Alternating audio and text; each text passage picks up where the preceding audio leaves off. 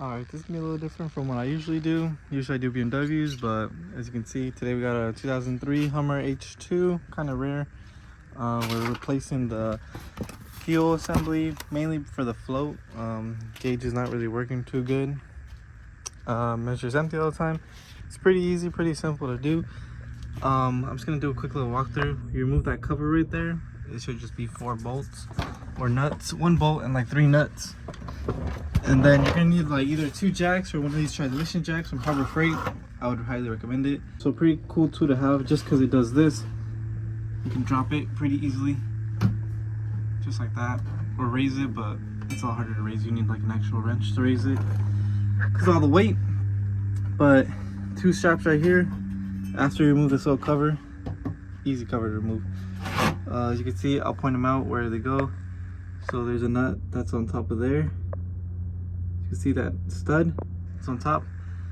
Then there's one hole right there, another hole over there with that thing sticking out, and one right there.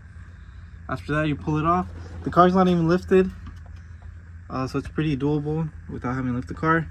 Remove this strap right here. There's another one on the other side. It's just 1 bolt, and then this weird like hinge thing, which is pretty easy. You just kind of like finesse it out a little bit. Pull it out from here, like so, like that, and just put it back in. You do the same thing, put it like that. Remove the strap. Let's remove the strap. We can start lowering down the tank a bit, just enough where it gives us enough room to be on top of here. And disconnect the lines from up here. The main one is this one right here. It's just a hose clamp.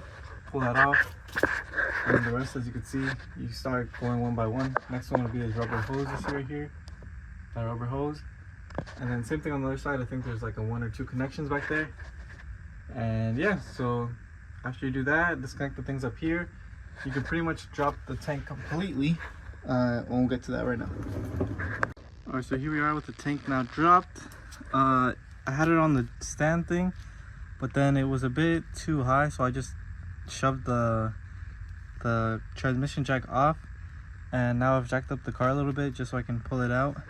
Other than that, the only line I really disconnected was this one, which goes to this evap canister right here. It'll go around the frame right there, and then this like fuel filter you don't have to touch with. And then the only other one was this one that goes over here. I'll show you guys later.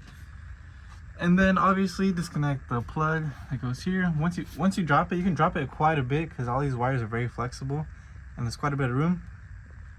So once you drop it quite a bit, you'll be able to see these things on top really easily and just be able to disconnect them from the back and from the front. Now the tank is dropped, we're gonna drag it out here. Luckily the tank is not full at all. I think it has like probably like 1/4 in it, which is what you want, because it's gonna be a lot more difficult trying to handle this thing with the full tank. So now we're gonna take it out, remove everything it has, and hopefully it should be a breeze from now on. All right, here we are, the gas tank is out. So now what we want to do is remove this retaining ring right here. What you'll need is some sort of a flathead. I'm using this kind of pry bar thing with the curve on it, and then it even has like a little striking end right here. And then you're gonna need one of these special snap-on hammers to hit it. So basically what you do is you basically just hit it like this, so that way this thing can rotate and this locking ring can come off, and that's pretty much it. Obviously disconnect these lines first or else you're gonna break them. All right, so here are the 2 new fuel pumps, new one, old one. For some reason the new one looks a bit different. As for the float, not sure about that, but they come with a new o-ring, or I mean seal. As you can see, this one's a bit cracked.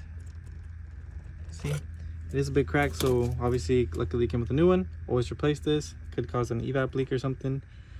But other than that, they pretty much look identical from the top. And then maybe some wiring changes a little bit, but overall it's basically the same thing. When the float sits, it sits on the bottom, goes to the top, goes to the top.